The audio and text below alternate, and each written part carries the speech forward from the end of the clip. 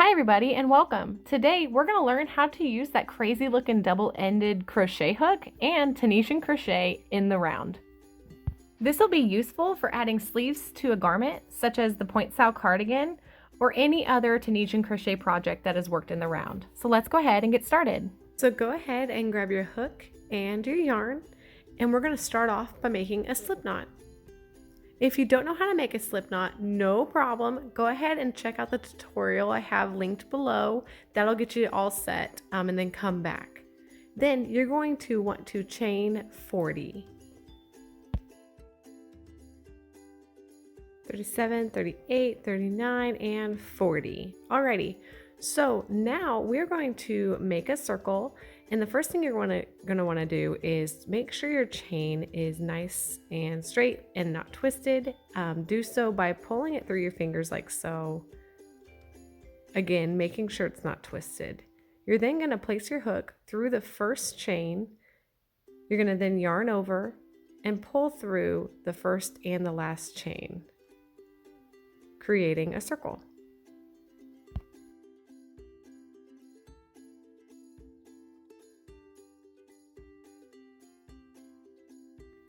We are then going to work into the back loops of these chains to create our first forward pass. And to do so, you're simply going to turn your chain like so, placing your hook underneath the back loop, yarning over and pulling up a loop. And you're going to do that probably 12 to 15 more times, just the amount of loops that you feel comfortable with on your hook, just like you would in Tunisian crochet, just pulling up loops. So continue doing that until you reach the amount of stitches you feel comfortable with, and then we'll move on to how to use the other end of our hook and make that return pass.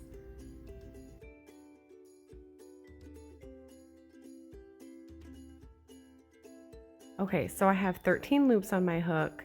I have been using this end of the double-ended crochet hook, and I am ready to rotate my hook to do the return pass. I have the working yarn for the forward pass on my left, and I'm going to rotate my hook so we can do that return pass. You ready? It's really easy.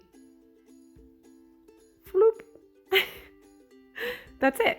But I know that it can get complicated when you're working. So anyways, the new strand of yarn from a new yarn ball is going to be attached to the first chain, and I actually grab a new hook to do this. So I make a slip knot and I attach it again to the very first chain, and then I chain one. And it can be a bit tricky working around a hook and yarn and ends, but guys, after this first row, I promise it gets much easier, so bear with me. So now that you have your new loop, go ahead and put your normal crochet hook down. You no longer need it, and toss that new loop onto your double-ended crochet hook like so. And guys, I kind of want to just give you an idea of what we're looking at right now. So your ends, your pesky little ends, are right in the middle in your way. The left-hand side is the working yarn for the return pass, and the right-hand side working yarn is for the forward pass. So this is kind of how it looks. So go ahead and with that new loop, go under one loop on your hook like so. And we're making that return pass. You're then going to yarn over and pull through two.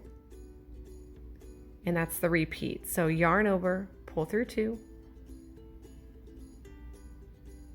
Yarn over, pull through two. And you're going to do that until you have about 3 loops left on your hook. I'll show you the reason why we don't continue going all the way.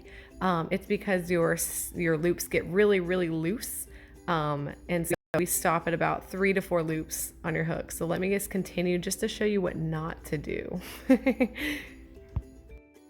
Whoa, isn't that redonkulous? It's because your working yarn is still live, and so your stitches get really big. So yeah, that is why we don't continue until you have 1 loop on your hook. So I'm gonna go ahead and fix that and put 3 loops back up on my hook. And then we're going to turn our work to work back the forward pass.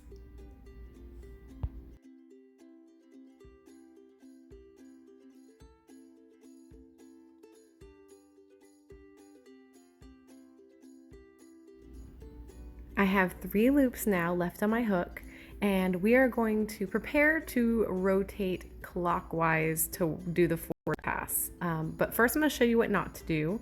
Do not continue turning your hook counterclockwise. It is a nightmare and a tangled mess, and you just don't want to do it. So go ahead and turn your hook clockwise like so, and get ready to do the forward pass with the other end of your hook. And it's going to be the exact same that you just did earlier. You're going to be placing your hook underneath the chain in that back loop, yarning over and pulling up a loop. Do that until you have the amount of loops on your hook that you feel comfortable with. And then we're going to rotate back to do the return pass.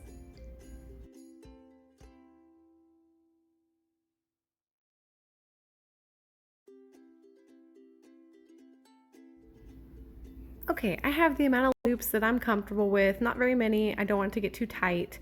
I'm gonna put my working yarn for the forward pass down.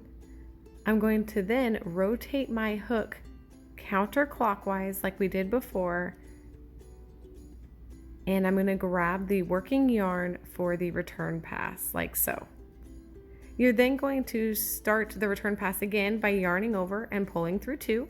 And you're going to continue to do that across until you have 3 loops on your hook, just like before.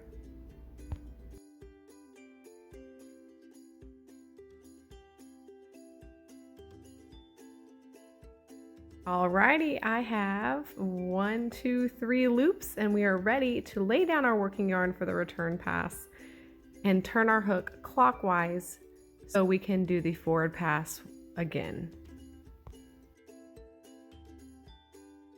And guys, you're going to repeat this process around for the first row. You're just going underneath that back loop of every chain, pulling up a loop and adding as many as you need until you need to make that return pass.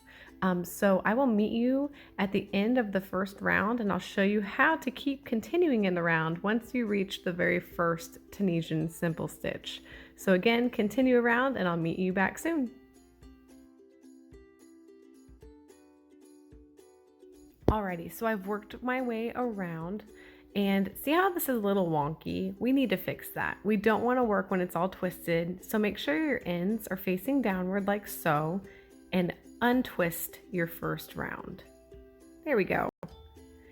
And guys, the way I'm going to show you how to work in the round is going to be the continuous way. I'm unaware of a different way. Please let me know if there is. And all you do is you Tunisian simple stitch into the very first Tunisian simple stitch and pull up a loop. And it's just like working in crochet continuous rounds. That's how we're doing it now. Again, placing my hook underneath that vertical bar, yarning over and pulling up a loop, just like you would any other Tunisian simple stitch. And I'm going to place as many more loops as I want on my hook until I'm comfortable and ready to make that return pass just as we were doing before. I do want to mention that if your pattern asks for you to decrease or increase any time throughout Tunisian simple stitching in the round, you do kind of want to keep in mind the first stitch, and you can do so by placing a stitch marker at the first stitch at every round, or you can just kind of eyeball it. So that's just what I personally did, but I know a lot of people out there that are a little more anal than I am about that. So anyways, you now know how to Tunisian crochet in the round. I want to thank you so very much for joining me today. I'm so proud of you for learning something new. Please let me know what you thought about this tutorial down in the comments below, and don't forget to subscribe. But other than that, guys, have a great day and happy making.